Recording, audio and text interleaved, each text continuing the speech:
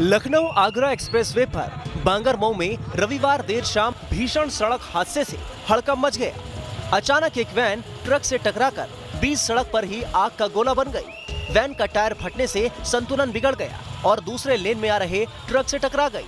हादसे के बाद वैन आग की लपटों से घिर गई और दरवाजा न खुल पाने के चलते सभी 7 लोग जिंदा जल गए। इस हादसे में ट्रक भी जलकर खाक हो गया।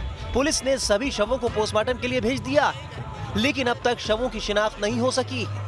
हादसे के बाद काफी देर तक हाईवे पर जाम लग गया।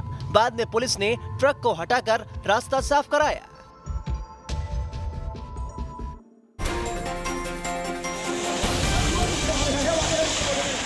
यूपी के मुरादाबाद में आग लगने से हड़कंप मच गया। यहाँ रोडवेज बस स्टॉप के वर्कशॉप में अचानक आग लग गई और देखते ही देखते आग ने विकराल रूप ले लिया। आग की ऊंची ऊंची लपटें उठने से कुछ देर के लिए चारों तरफ भगदड़ जैसे हालात बन गए। एहतियातन आसपास के कई घरों को खाली करा लिया गया। घंटों की मशक्कत के बाद आखिरकार आग पर काबू पा लिया गया, लेकिन तब तक पूरा वर्कशॉप जलकर खाक हो गया। इस हादसे के चलते करीब 2 घंटे तक बसों की आवाजाही पर भी असर हुआ। फिलहाल आग लगने की वजह साफ नहीं है।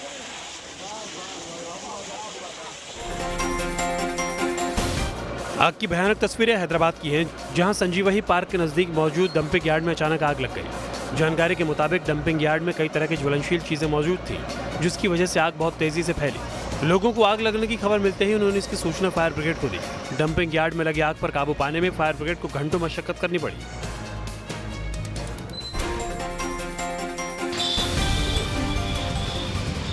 यूपी के बुलंदशहर से लूट की हैरान करने वाली खबर आई। यहाँ बदमाशों ने गैस कटर से एटीएम मशीन काटकर 28 लाख रुपए उड़ा लिए। पहासू थाना इलाके में लुटेरों ने पंजाब नेशनल बैंक के एटीएम को निशाना बनाया। बताया जा रहा है कि वारदात के वक्त एटीएम पर तैनात गार्ड सोने चला गया था, जिसके बाद बदमाश आराम से एटीएम रूम में घुसे और फिर एटीएम काटकर कैश निकाला और फिर फरार हो गए। एटीएम में लूट की वारदात से पुलिस महकमे में हड़कंप मच गया। पुलिस जोर शोर से लुटेरों की तलाश में जुटी।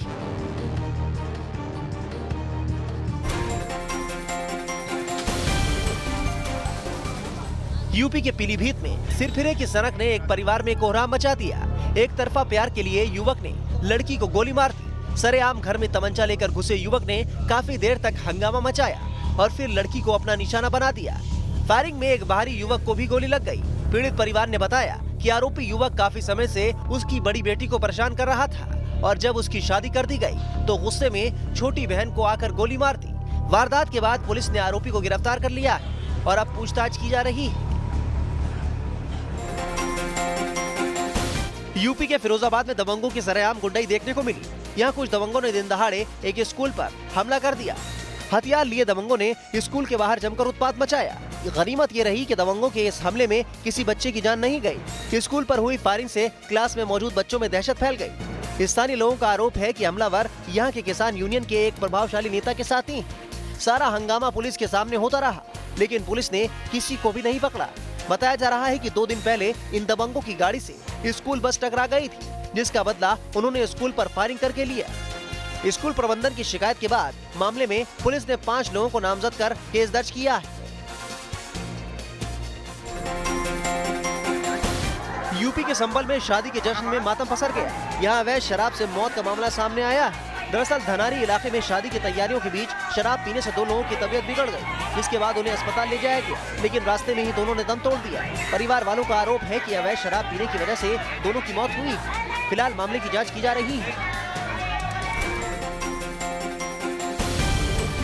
पंजाब के मोगा से दिल दहला देने वाली वारदात सामने आई। यहाँ पंजाब पुलिस के एक सिरफिरे हेड कांस्टेबल ने अपनी ससुराल में घुसकर अंधाधुंध फायरिंग कर दी, जिसमें 4 लोगों की मौत हो गई।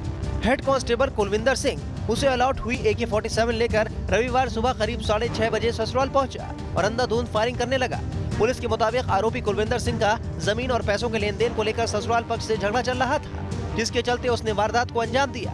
परिवार वालों के मुताबिक कुलविंदर 2014 में भी इस तरह की फायरिंग कर चुका है, जिस पर उसके परिजनों ने उसे हथियार नहीं देने की पुलिस से गुहार लगाई थी। फिलहाल आरोपी ने पुलिस के सामने सरेंडर कर दिया है। निर्भया के दोषियों की फांसी के लिए नए डेथ वारंट की मांग याचिका पर आज सुनवाई होगी। पटियाला हाउस कोर्ट में डेथ वारंट की याचिका पर सुनवाई होगी। निर्भया के एक दोषी पवन को अदालत की ओर से मुहैया करवाए गए नए वकील पहली बार अपना पक्ष रखेंगे। वहीं तिहाड़ प्रशासन और निर्भया के माता पिता चारों दोषियों को जल्द से जल्द फांसी पर लटकाने के लिए नया डेथ वारंट जारी करने की मांग करेंगे। आपको बता दें कि अतिरिक्त सत्र न्यायालय धर्मेंद्र राणा इस मामले में सुनवाई करेंगे।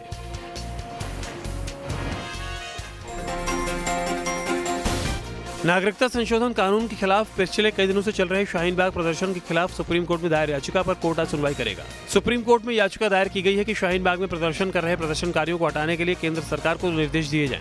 पिछले 64 दिनों से चल रहे धरने से लोग अब उठने लगे हैं। प्रदर्शनकारी बातचीत के लिए गृह मंत्री अमित शाह से मिलना चाहते हैं। रविवार को लोगों ने अमित शाह से मिलने की कोशिश की, लेकिन पुलिस ने उन्हें रोक दिया। पुलिस की तरफ से प्रदर्शनकारियों को अपॉइंटमेंट दिए जाने की बात कही गई है।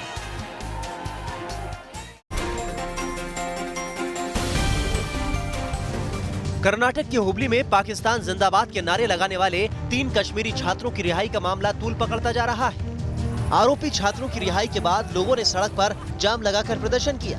दरअसल यहां जुटे लोग उन 3 कश्मीरी छात्रों की रिहाई का विरोध कर रहे थे, जिन्हें 2 दिन पहले वायरल वीडियो में पाकिस्तान जिंदाबाद के नारे लगाने पर गिरफ्तार किया गया था। वीडियो वायरल होने पर कर्नाटक में भूचाल आ गया। वीडियो में जो थीम सॉन्ग सुनाई दे रहा था वो पाकिस्तानी सेना का ऑफिशियल थीम सॉन्ग। मामला बढ़ने पर पुलिस ने हुबली के नामी इंजीनियरिंग कॉलेज के हॉस्टल से 3 कश्मीरी छात्र आमिर, बासित और तालिब को पुलिस ने गिरफ्तार किया था। लेकिन कर्नाटक पुलिस ने पूछताछ के बाद आरोपी छात्रों को बॉन्ड भरवा कर छोड़ दिया तो लोग सड़कों पर उतर आए।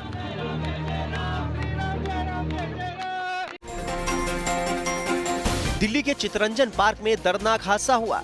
यहाँ एक मकान के निर्माण के दौरान बगल की दीवार गिर गई, जिससे एक मजदूर की मौत हो गई, जबकि 2 मजदूर घायल हो गए। एक बार फिर इन तस्वीरों को देखिए।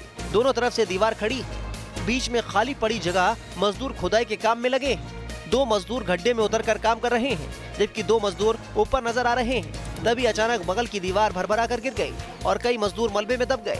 हादसे की खबर मिलते ही आसपास के लोग और प्रशासन की टीम मौके पर पहुंची और राहत बचाव के काम में जुट गई और एक शख्स को मलबे से निकालकर अस्पताल भेज दिया। लेकिन मलबा ज्यादा होने की वजह से रेस्क्यू ऑपरेशन में मुश्किल आ रही थी, लिहाजा एनडीआरएफ की टीम को बुलाना पड़ा। करीब 5 घंटे के ऑपरेशन के बाद मलबा हटाया गया और अंदर दबे सभी मजदूरों को निकालकर अस्पताल भेजा गया।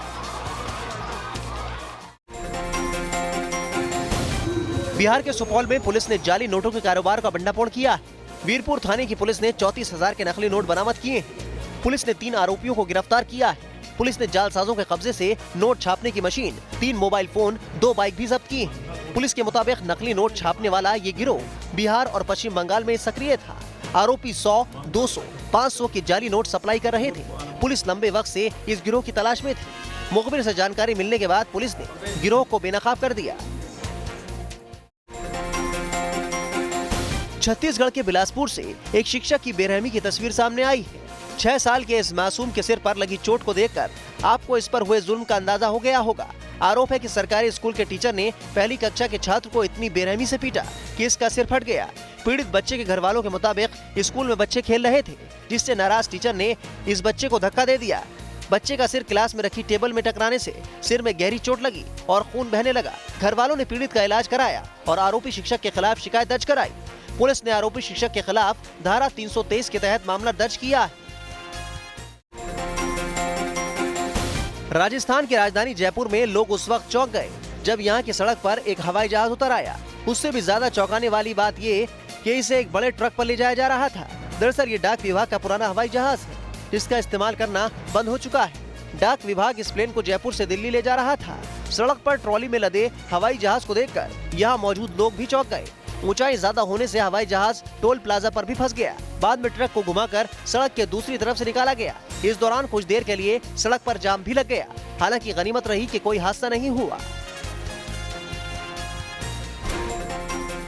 मैं अपनी पत्नी को सम्यक आजीविका द्वारा मध्य प्रदेश के सीहोर से शादी की एक अनोखी तस्वीर सामने आई है। इस शादी में न फेरे हुए न मंगलसूत्र पहनाया गया।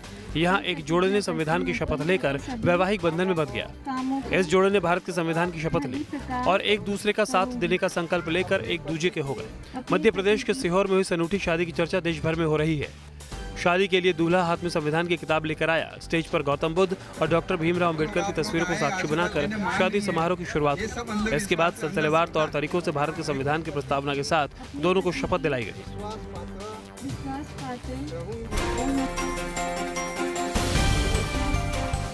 कश्मीर पर पाकिस्तान के नापाक प्रोपेगेंडा की एक और चाल नाकाम हो गई। पाकिस्तान के दौरे पर पहुंचे संयुक्त राष्ट्र महासचिव एंटोनियो गुटेरेस ने इमरान और बाजवा के झांसे में आकर कश्मीर पर मध्यस्थता की पेशकश की, जिसे भारत ने फौरन ठुकरा दिया। हिंदुस्तान ने साफ कहा कि कश्मीर का मामला द्विपक्षीय बातचीत से ही सुलझाया जा सकता है, इसमें किसी तीसरे पक्ष को शामिल करने का सवाल ही नहीं उठता। 4 दिन के पाकिस्तान दौरे पर पहुंचे गुटेरेस ने दोनों देशों के बीच तनाव खत्म करने के लिए मध्यस्थता की पेशकश की थी। भारत ने इस पर कड़ी प्रतिक्रिया देते हुए उनके प्रस्ताव को खारिज कर दिया।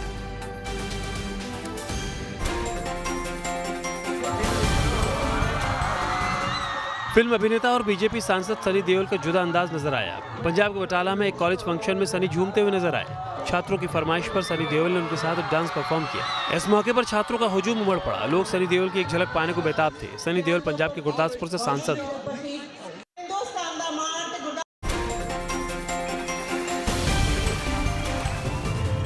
ब्रिटेन में तूफान डेनिस कहर बरपा रहा है। इससे सबसे ज्यादा प्रभावित वेल्स, जहां बाढ़ से हालात बदतर हो गए। सैलाब शहरों में घुस आया है, जिसमें गाड़ियां तिनके की तरह बह रही हैं। सड़क दरिया बन चुकी, जिससे लोग अपने घरों में बंधक बने रहने को मजबूर हैं। बताया जा रहा है कि डेनिस तूफान की वजह से जान माल का भारी नुकसान हुआ है। अब तक 2 लोगों के शव भी बरामद किए जा चुके हैं। तबाही का तूफान कहर बरपा रहा है। हालात को देखते हुए प्रशासन ने स्कॉटलैंड और वेल्स में कई जगहों पर बाढ़ के अलर्ट जारी कर दिया।